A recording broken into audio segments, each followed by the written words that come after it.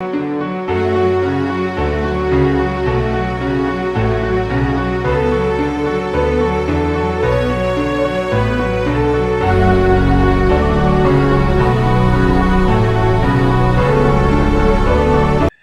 welcome back to another episode of Card Talk, a podcast where we spend a little bit of time talking about cards from Lord of the Rings, the living card game. And I'm your host, Dave Walsh. And I'm Grant Thompson, just along for the ride. I always laugh. However long we've been doing this, I always laugh at that. And today we're going to be talking about the card Andrath Guardsman from the Leadership Sphere. It's a 2-cost ally that has 1 willpower, no defense, 1 attack, and 2 hit points, who has a response that says after you play Andrath Guardsman from your hand, you choose a non-unique enemy engaged with you, and then that enemy can't attack you this round. And so, and it's from the Mumakil expansion. So, Grant, what do you think of this 2-cost ally? Well, just to correct you on the stats there, it's 1 willpower, 0 attack, 1 defense, and 2 hit points.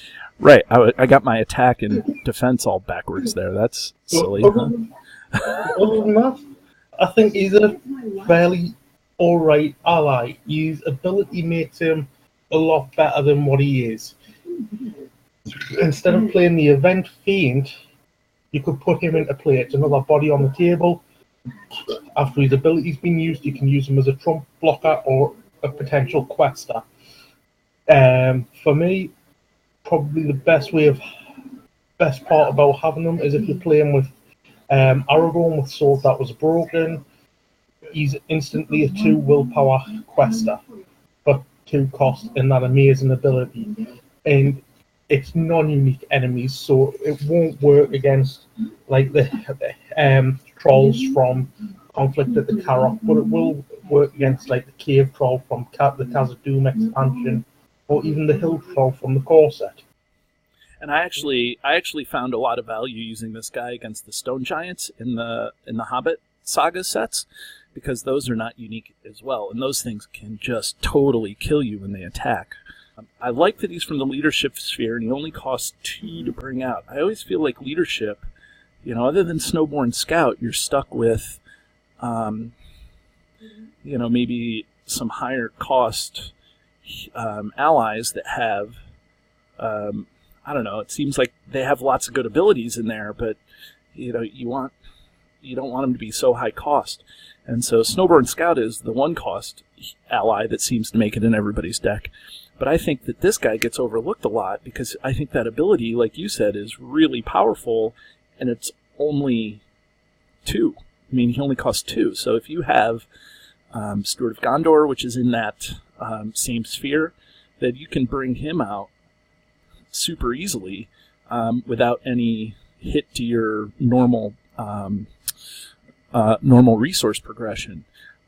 In late game, too, I think that there's a lot of benefit to try to use him to kind of stave off some of the more powerful and non-unique enemies, because I think let me back off a little bit on that.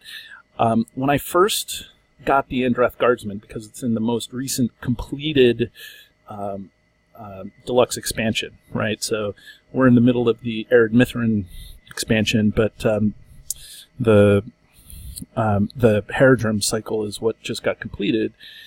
When this first came out, I actually went through and looked at to figure out how many unique enemies there are.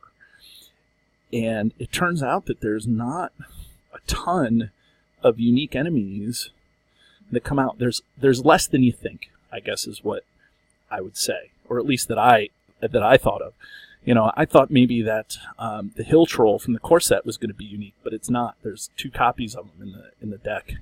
The Beastmaster of Dol Guldur, that's not a unique enemy, and so this card really helps mitigate some of those more difficult things to do, and it doesn't prevent you from attacking. That's the other good thing. Hobbit Sense, which is a neutral card for 2, provided you're playing with hobbits. That costs 2, and it prevents you from getting attacked, but it also prevents you from attacking. So here, yeah, it's just one bad guy that it kind of neutralizes, but that may be all that you need, is just to kind of stave off that one bad guy for a round and kind of attack him. And the other thing that I like about cards that where the attack kind of fizzles is that it burns through a shadow card. The shadow card gets dealt, but it doesn't get used because you're not resolving the attack.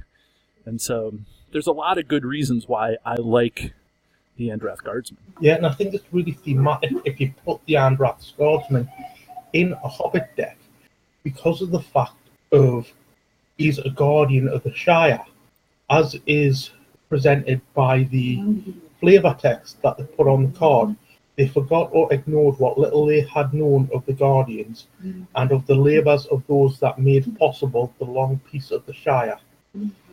I think that really stands out for this Andrath Guardsman to join with his ability, because he's stopping the enemies from actually engaging, well, stopping them from attacking, I should say, rather than engaging. And I think it works very well. As you said, it's thematic. It's really thematic. If you're playing him with hobbits, even if you're not playing with hobbits, I think what his ability is versus what the flavor text indicates that he is in the literature is really thematic. With the interview, well, from the Haradrim cycle, we saw the Dunedain trait really get developed. Obviously, we had a little bit in the Shadows of Mirkwood cycle, but then it kind of fizzled off. I'm glad to see that we've actually put some thought and development into the Dunedain and the Ranger traits. I think that this card is not a must-have, but I think it's a must-consider when you're running a leadership deck because of how cheap he is for 2, and then also for what his ability is. I think he's a consider for any deck that's got leadership in it, whether it's leadership and tactics. That cancel attack is just too valuable not to consider. I mean, you've got staple cards for tactics like Paint and whatever that are staples because you want to cancel that attack. Think of Andrath Guardsman as a potential staple for cancelling attack out of the leadership sphere. And he's also, a lot of times when you have a powerful response or ability like he does, I feel like, that they don't have, the character doesn't have any sort of other traits. He's got 2 hit points, which means he's not going to fall to the 1 hit point. Everybody who's committed to the quest takes 1 point of damage, or some of those treachery cards, and he can defend some of the easy things without dying. And he also has that 1 questing, or that 1 willpower, which helps him out on the quest. Which again, late game, if you have 3 of them out and you've already blown through his ability, why not just use him to quest? If you need that little extra oomph to get through the actual quest that you're doing. Well, even as a trump locker, he's not that expensive, and I know in leadership, the Snowbone Scout's just a kind of a trump. Once you place them in, you trump them off. But for some of the worst enemies in the game, particularly in the beginning games, like the Marshadder, or even like the Chieftain Utak, if you can't stomach their attack, trump them off. You're not going to be really missing out on much. You paid 2 resources for them, but it's not like you're having to sacrifice, say, Faramir. Right. You can afford to chump block with him if you need to. You're not that upset that you wasted 2 resources to chump block him off, because after the initial response, when you put him into play, he's spent in terms of ability.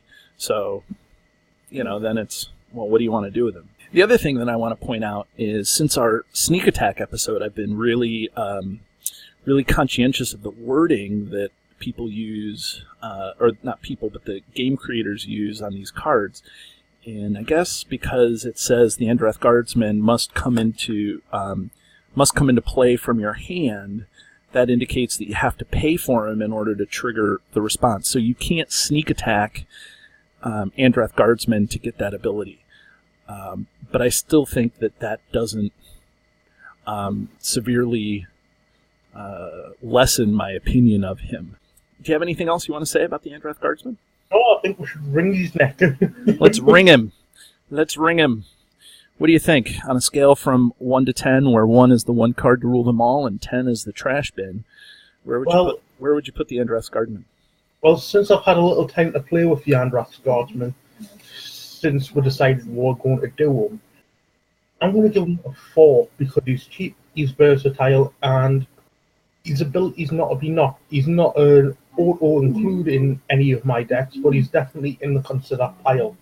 How about yourself, David? Well, this guy always seems to make it into my consider pile. And so I think I have to give him just a slightly better rating, and maybe that's just because our highly arbitrary system here is arbitrary between the two of us. But I'm gonna give him 3 rings because he's not quite an auto-include, like a 1 or a 2, like an overpowered auto-include or an auto-include. But he's definitely a very strong consider whenever I'm making a deck. So I would give him 3 rings. Okay, so join us next time where we discuss the Dunedain Mark from the Shadows of Mirkwood cycle. Have a great day, everybody.